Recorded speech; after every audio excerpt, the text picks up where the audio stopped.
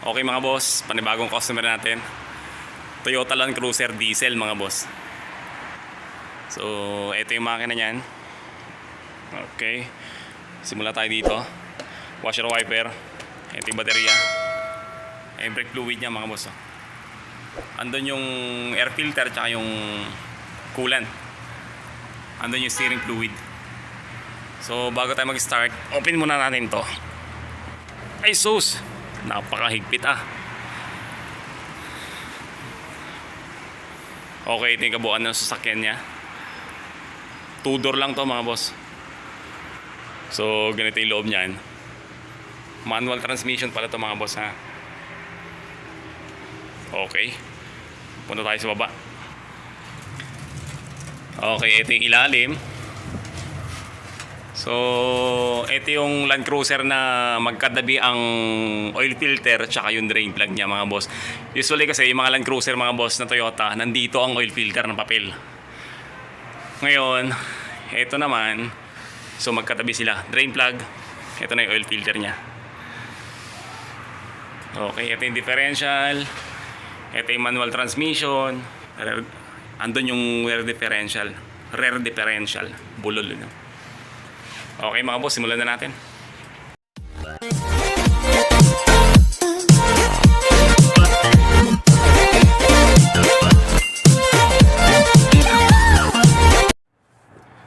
Okay, start tayo. Siyempre, suot mo tayong gloves. Tapos gamit tayo na ratchet. Filter cap, yung 14mm para sa drain plug. Tsaka yung kung kailangan natin extension para sa oil filter, gamit tayo. So, gagawin ko, open ko muna yung drain plug. Ang pagbukas mga boss, laging counterclockwise pagpabukas. So, okay. Malambot na. So, sunod ko yung oil filter.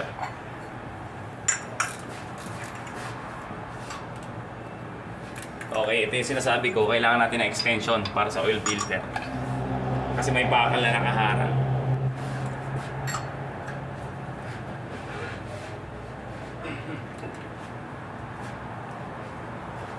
Napakahigpit ng oil filter mga boss, gagamit tayo ng power handle. So, okay, ito yung power handle natin. Mas mainam to pag sobrang higpit para hindi gaano mapersa yung ratchet.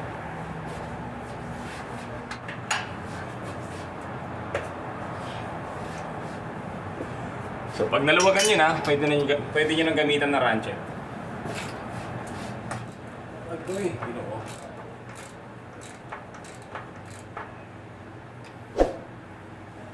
So okay mga boss, pwede lang ikutin ng kamay. Unahin ko na lang i-drain yung oil filter niya mga boss. So kailangan natin to. Kasi masyadong mataas, matalsik pagka wala ito.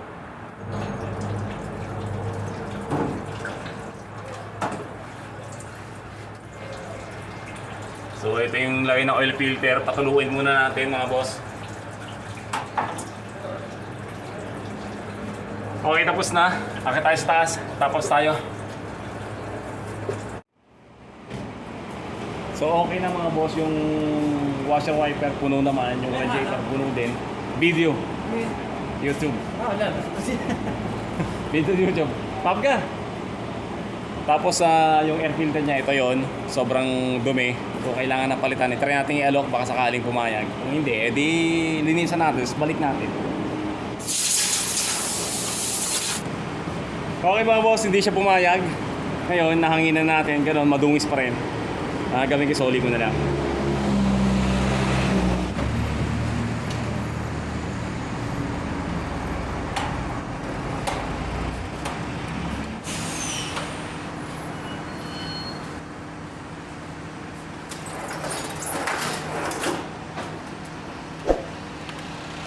So okay, panghuling gawin natin mga boss, yung baterya check natin.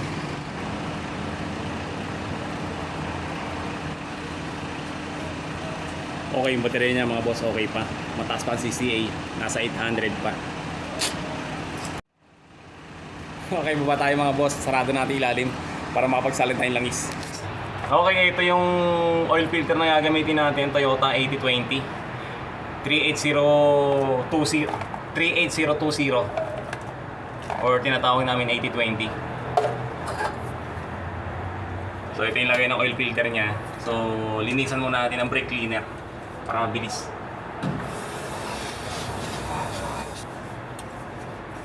Okay na mga boss. Tapos konting punas na lang. Yan. Ang linis na agad oh. Siyempre tanggalin natin yung lumang gasket. Okay.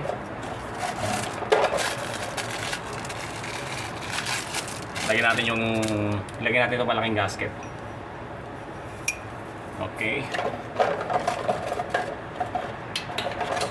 Oil filter. So okay na. Pupunasan natin yung paglalagyan muna natin mga boss. Pati yung sa drain plug. Punasan na natin.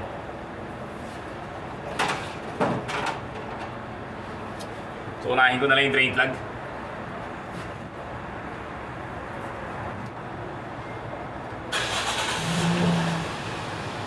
Okay, kabit na natin.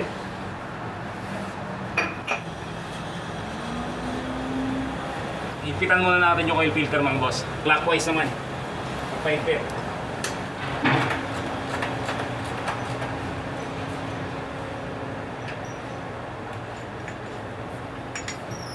Okay, sunod natin yung drain plug.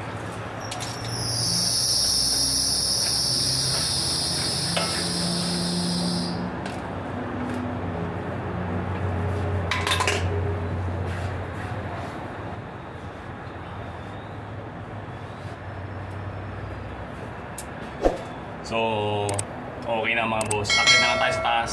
Salinan natin ang langis. So, yung mga gamit natin, akit rin natin.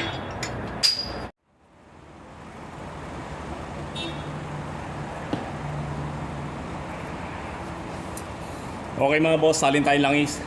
Plate Master 15W40. Petromin Plate Master. So, salin tayo walat kalahati mga boss.